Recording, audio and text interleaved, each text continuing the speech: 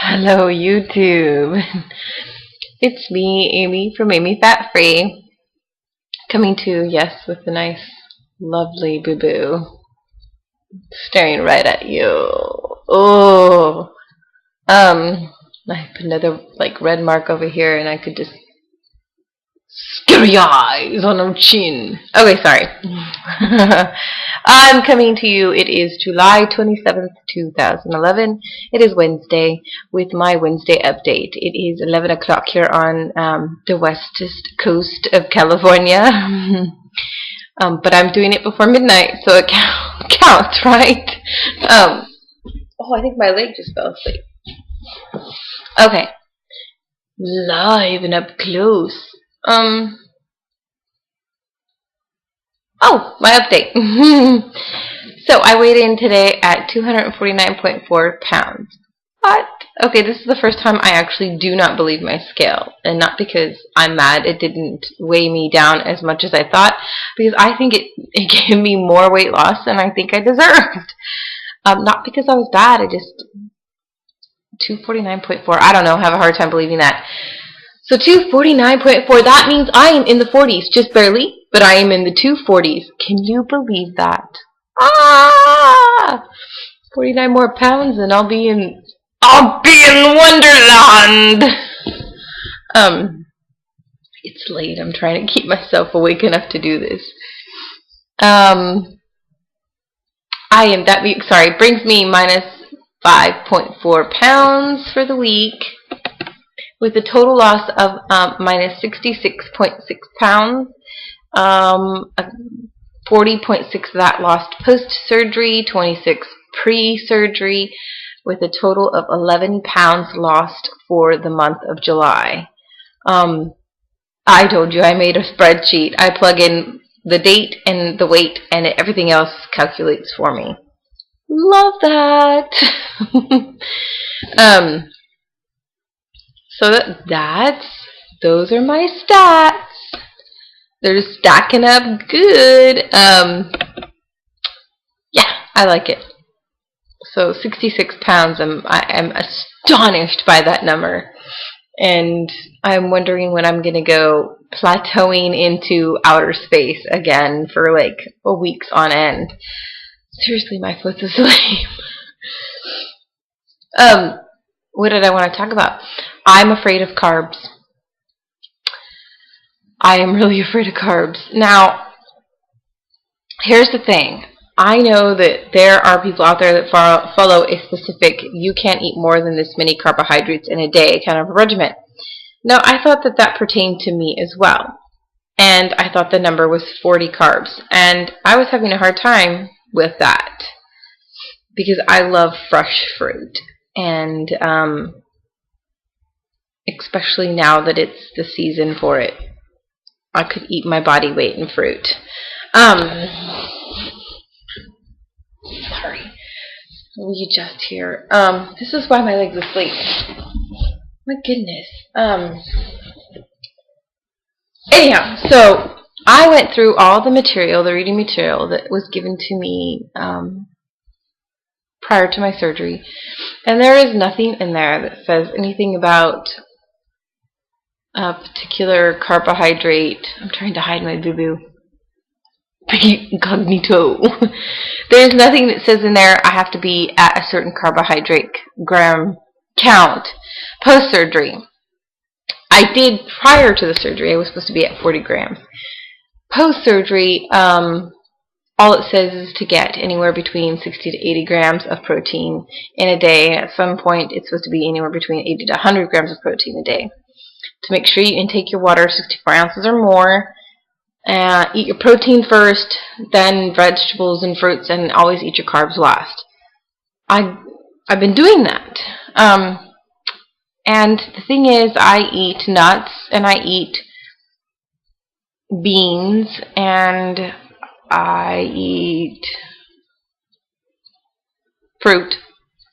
So all those things carry natural carbohydrates in them. And so sometimes I can be at 60 grams of carbohydrates in a day. Oh! And not just from that stuff. It is from... I have a I love milk. Absolutely love milk. I could drink 64 ounces of milk a day. I'd be one happy girl instead of water. No, I can't do that. That's what brings my carbohydrates up every day is the milk because I can't drink fat-free. I could pre-surgery. Prior to the surgery, I was able to drink the fat-free milk. If you want to hear a funny story, before the surgery, I drank fat-free milk or 1%, whatever I had in the house. But I would try to buy the fat-free for me and everything else, 1% for everybody else. So, post-surgery, I went to go make a protein shake for myself, and with a blender bottle, and I poured in my, I don't do my protein shakes with all water or all milk. I do 50-50. So I do 4 ounces of milk and 4 ounces of water, or whatever the ratio is, 50-50. So I went and made my protein shake. This was prior to my surgery. No, post-surgery. This was after my surgery, sorry. And I did my 50-50 milk and water ratio with fat-free milk, and I mixed in my J-Rob, that's what I was using, and shook it up and drank it and went, ugh, this tastes like soap. And so I thought, oh, it must be the cup. I didn't wash it out enough or something. So this was when my mom was still here. So I went over there and I washed the cup out really well, ran really, really hot water through it, made sure smelt it. It didn't smell like soap anymore. Okay, so here I am, 50-50 again, putting in my J-Rob, shaking it up, tasted it again. Ugh, it tastes like soap. Oh my goodness, what is this? So I decided, well, maybe it's the J-Rob. Maybe it's a bad bag of J-Rob. So I thought, okay, I'll go back to the GNC. Amplified Whey Biolic 60, Extreme 60. So I put that in, and this is the third protein shake I've made. Trying to get my protein in for the day. I make it again. Oh my goodness, this tastes like soap. So an epiphany hit me. And I was like, well, it's not the powder, it's not the cup, it's either the water or the milk. So I tasted the milk, and the milk tastes like soap to me. So post-surgery, the point is, you've heard that people say your taste buds change after surgery. It does. Some things do change. Now, I hoped that milk would not be a problem for me because there's some people who become lactose intolerant. I love milk, and it didn't. I don't have that problem, but apparently fat-free milk tastes like soap to me.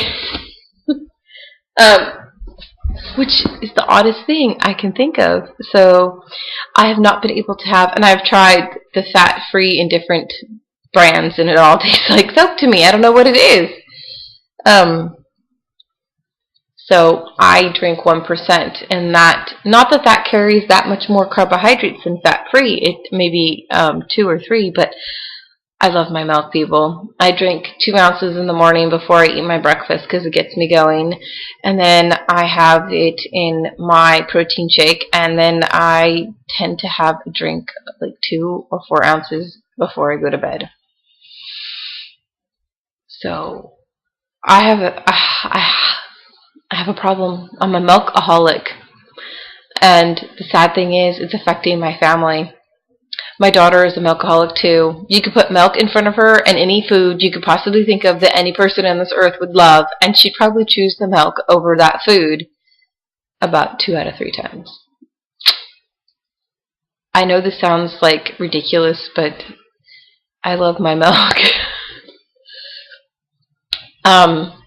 Anyhow, so point being, now that it's almost 9 minutes, or has been 9 minutes, I hope anybody out there is still watching. I love milk. My carbohydrates mainly come from my milk. If I eat nuts, they come from my nuts, and my beans. I eat beans because I think that's a good source of protein and a good carbohydrates and dietary fiber. I try to find things that I'm eating with carbohydrates in it to have dietary fiber so that I'm getting fiber in besides the benefiber. Anyhow, so like I said, I can get to 60 grams of carbohydrates a day. Now, always my ratio of carbohydrates and protein, my protein is always higher. But I'm afraid of carbohydrates, people. I'm afraid that I've been so good, not good, but I've been doing pretty okay with keeping myself settled down about wanting to eat bread. I mean, I smell it and I'm like, ooh, that smells delicious, but I don't eat it. But I'm afraid that I'm doing so good at not eating those carbohydrate-based foods that at some point I'm going to snap and I am going to lose all control. And that's a weird fear for me. I'm sure lots of other people have it, but I don't know. I don't know exactly how to handle that issue. I've seen people's videos. We've all watched them about, and I appreciate them because I get good ideas from other people about what to eat. Like what they're eating now, what they've eaten through the day. And I've seen people with crackers, so I integrated crackers in a couple of weeks ago or a week and a half ago. And that went okay. They were wheat crackers with like 8 grams of carbohydrates and 2 grams of protein and 2 grams of fiber. So I was like, okay, that's okay. I mean, it has fiber content, it has protein content, and then the carbohydrate content. It didn't send me into, I want more carbs, which is what I'm really afraid of. I'm afraid to eat anything mainly carbohydrate based, that'll send me into a tailspin. So I saw somebody else's video and they were mentioning tacos, and I thought, oh, tacos are wonderful. That's full of protein and wonderful foods, and I can make myself a small one. I know from when I was pregnant, I had gestational diabetes, and I would eat quesadillas like nobody's business because I could find a carb balance tortilla that kept the carbohydrates were under what I needed for my gestational diabetes. So I went to the store and I found a carb balance wheat tortilla, and I should have brought it here with me.